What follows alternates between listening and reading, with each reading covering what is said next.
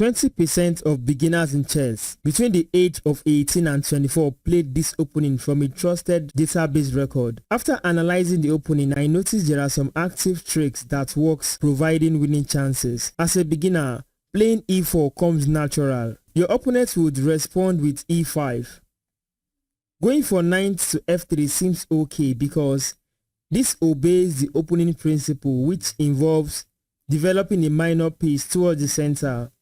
A knight on the rim is dim. A developed piece is a happy piece. If you take note, the knight here attacks this pawn. However, black has a lot of options, among all which includes pawn here to d6 defending, and even queen to e7 defends the pawn. Black might choose to continue with knight to c6, which defends the pawn also. This develops a minor piece, which is the knight. A lot of experienced players has played this setup a lot of times. So in this video, the opening we will discuss comes up after pawn to c3. The Ponziani opening is a chess opening that begins with the move e4, e5, knight to f3, knight to c6, then pawn to c3. This is one of the oldest chess openings. For some decades, it was often called the Statons opening or the English Knights game. Today, the opening bears the surname of Domenico Lorenzo Ponziani. Ponziani analyzed the opening in 1769. However, his principal contribution was the introduction of a counter gambit, pawn to f5. The Ponziani is rarely played today except as a surprise weapon. So you can watch this video and try to use the Ponziani in your blitz game or your rapid game at times. But in classical games, I believe experienced player would have prepared strong lines against this to counter it, especially when it comes with a reply that contains f5. Black has the pleasant choice between equalizing easily and attempting to obtain an advantage with sharper play. White's third move prepares to build a powerful pawn center with pawn to d4. However, c3 is somewhat premature because the move takes away the most natural square for this knight, which is c3. This temporarily creates a hole on d3. The move also develops a pawn rather than a piece, leaving white behind in development and not well placed to meet a counter attack in the center. If we look at the positive side, the move c3 creates a second diagonal for the queen to enter the game to a4 or b3 or c2. In several chapters, you will learn how to play the deadliest trap based on black responses. From this position, if black plays knight f6, we have some ways to continue here. So that brings us to the end of this chapter, which is the introduction. Now we are in a chapter which focuses on black response on move 3, knight to f6. After pawn to e4, e5, knight to f3, knight to c6, c3. Black has various options. Among all, we should explore knight to f6. White can dive into the center immediately with d4. Black has two main replies here. One is taking this pawn with the pawn, and also the second one is taking this pawn with the knight. If pawn takes pawn, e5 is aggressive, attacking this knight. If knight to d5, pawn takes on d4. From this position, we can draw a conclusion that white has a solid center with space advantage. Basic strategy for white includes developing the bishop from f1 here to either e2, d3, c4 or even b5. With this move, you notice that white is already vacating f1 square so that he can actually castle the king faster in this game. Knight is prepared to jump into the game by moving from here to c3 or d2. We can also include that queen to b3 is in the plan. If queen to b3, queen can attack the knight from this location, the knight on d5. Pawn on a2 can be moved to a3 so as to attack this square, the b4 square, taking it away from the access of these three minor pieces, the two knights and the bishop. So you can see those plans in place after these few moves. However, after d4, if black chooses to take the pawn in the center of the knight, white can continue with an aggressive d5 which attacks the knight in the center. There are few ways that black can go wrong here. Among all is playing knight to a5. This is actually bad because of the move b4 which traps the knight right away. If you look carefully here, black is also down in development. White is having some advantages higher than black from this position. Since this move attacks the knight, a move like knight to d4 is actually bad. Pawn takes, knight takes, and the piece is going. If black takes the piece back to b8, he will be very down in development because that move is actually passive. Obviously, you can see it. So if we look at other responses, which we have considered a lot, remaining just one, which is moving back here, you will notice that this is the move that a lot of experienced players will actually play. So let's explore it. If knight to e7 right away, how do we continue from here? You will notice this pawn becomes undefended. White should grab that pawn and activate the knight. The knight in the center is just a monster knight because from that square, this strong knight occupies and covers 8 solid squares. So black is not happy about this because that knight is strong there, and with some activities, white can take advantage of the game from here and black can lose. So we are going to see what can black do that white needs to take advantage on. There are some couple of responses that black can do correctly. Among all, if black chooses the worst, which is playing pawn to d6, trying to kick this knight away since the knight is strong in the center, this is the moment you are waiting for to take advantage of this game. White should just continue with bishop here to b5 with check. This is the start of the aggressive infiltration by white into black's camp. So if black blocks with the bishop, bishop takes the bishop, which forces the queen to take the bishop. Knight takes, and black is lost here. With this continued variation, you can see that a lot of pieces will go out of the board, and this will favor white. Black is simply losing. After bishop to b5 check, we just saw blocking with the bishop. This option is very inferior. So let's climb up the ladder a little and add another option. Clearly, if I'm to explain here, blocking with the knight is not a good option too, because the knight is going to be captured by this pawn. So let's take a look at that variation, knight blocking. If pawn takes and pawn takes this is a discovered attack. If he blocks with the bishop, queen takes, we check. Queen takes, a queen comes into the game from taking the rook, and this is simply winning for white from here. So black is losing here. We have studied bishop blocking this check, and we have studied knight blocking this check. However, there are still more. Among all, there is this one, pawn to c6. How can white still take advantage of this? You see, in few moves, you're going to see the strength of these minor pieces surrounding this king. Pawn should take on c6. If pawn takes, the knight here on e5, then we have seen this kind of variation earlier. Pawn should take, opening a discovered attack from this bishop to the king. If bishop blocks, queen takes bishop, queen takes queen, pawn takes the rook, becomes a queen. This queen is pinned to the king, so the only move is knight to block the check. Queen takes the knight, king moves, that's with check, queen takes the queen, king move. This is winning for white. From this position, after the pawn captured the pawn that blocked the check, you see there is a continuation like this, queen to b6. This move is very tricky.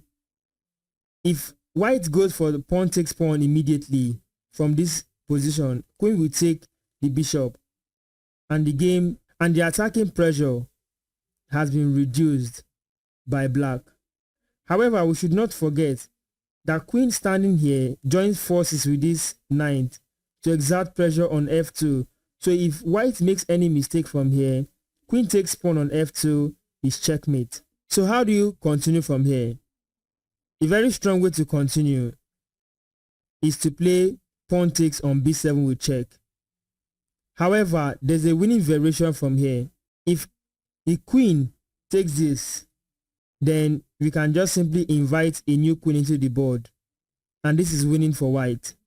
In this position, if black goes with king move to d8, well, knight takes the pawn on f7 is check. King to c7, we invite a knight this time around by taking this rook on a8. So instead of bringing in the queen, let's bring in the knight, because the knight from this location checks the king and the queen, and you can see it, black is losing from here. In this position where pawn takes pawn, if knight takes, then we can have a variation where knight takes on c6. If queen to b6 trying to trick white, then knight to d4 prevents this queen from supporting this knight to make a checkmate on f2. At the same time, saving that knight to a very nice square d4, then opening a discovered check to the king.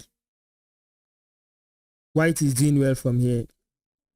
In this chapter, we have seen the havoc that these minor pieces can cause in this particular position after this move. So when playing your own variation, just be happy when your opponent plays the move d6, because you need to continue with bishop to b5 check, and that is the start of the winning variation in the Ponziani opening when it comes to this kind of setup. In this chapter, we're going to look at a different response. From the earlier response we saw, we went with the third move, knight to d square. However, here we are looking at bishop to c5. So with bishop to c5, how do we proceed from here? d4 has been the original plan. Pawn takes on d4, pawn takes on d4, attacking the bishop. There are a couple of responses here. Bishop can easily go back or retreat here or come here. So let's take one. If bishop goes to b4, we'll check. Knight to c3 is the way to continue. Black just let white have a struck center. You see the pawns are doing well in the center here, covering territories in the center. The most common move are to either trade the bishop for the knight by the black player to leave this pawn weak and probably develop the knight to this square so as to exert pressure here. However, if bishop takes the knight right away and pawn takes, black has just lost the advantage of having bishop here in this game, giving white the advantage to have these two strong bishops to cover the diagonals supported by the two rooks and the queen. So with this strong center, I think white can cook up something from this variation. It is worth trying in your games. In this chapter, we're going to see a variation that comes up connected to knight to f6. However, you know how we continued, so you should be able to follow up from here by now. d4 is the move, striking the center right away. Well, if knight takes the pawn, d5, attacking this knight. If knight to a7, most commonly played by experienced players, knight should take the pawn on e5. In the earlier variation, like chapter 2 or chapter 1 kind of, you notice I showed you a move like this, pawn to d6, attacking this knight here. So let's assume black has learned from his mistake, so he wants to correct it. He went for a different concept with knight to g6. There is still a variation in the Ponziani opening that wins here for white with some series of calculated risk. The reason why I say calculated risk is this. If you do not remember the order of moves and do not practice well to keep them in your memories, you fall victim and lose the game as white. So you have to pay good attention to this variation. Knight to g6 is the move that black just played. Develop your bishop to d3. The point is this. If knight takes, bishop takes, and we are still going to retain our activity in the center with this pawn coming to strengthen this pawn, and the game can continue from there. Moreover, if bishop takes and bishop is still here, the queen can still enter the game to threaten a kind of discovery on the king. With this strategic play, let's assume black doesn't want to go with this idea. He's greedy and wants to gain more.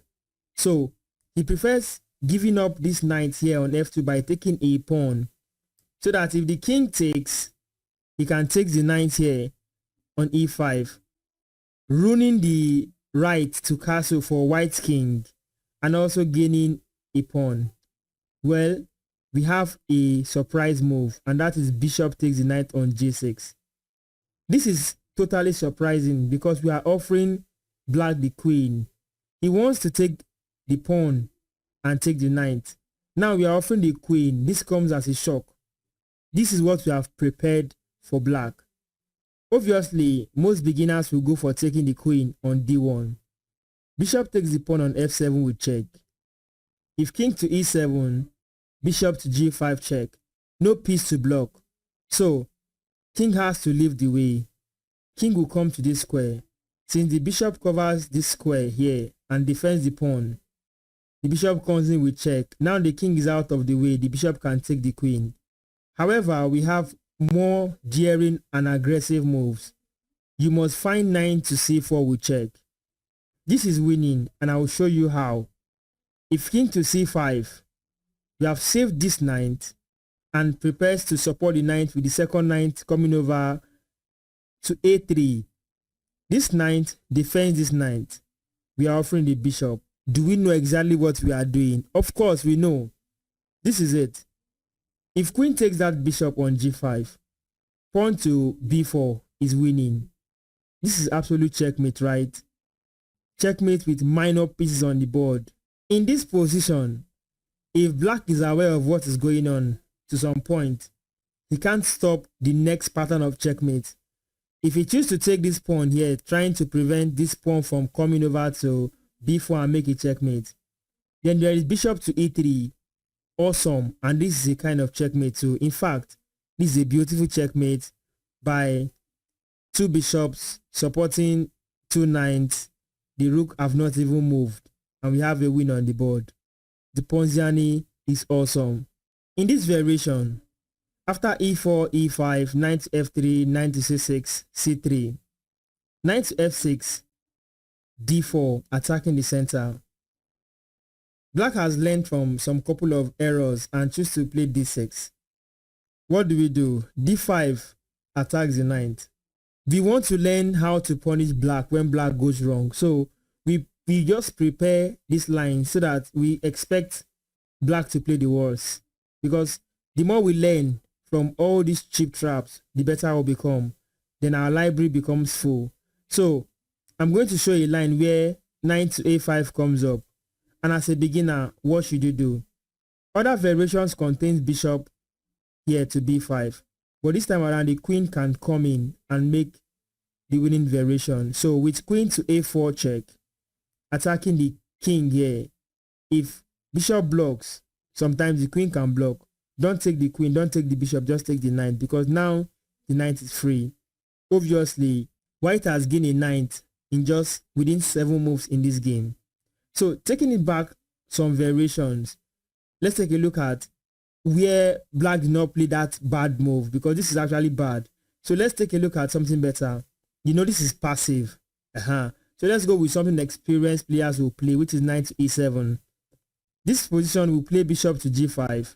Like I just mentioned few seconds ago, we want to capitalize on where black plays bad moves. However, the plan here for white is to mess up the pawn structure. If bishop takes and pawn takes, you see the king side here is now open. There are attacking lines through the dark squares. So black doesn't want to achieve this kind of variation or structure in his own side. He wants to be greedy. Then he takes this pawn. Before taking this pawn, a good way to continue is putting knight here.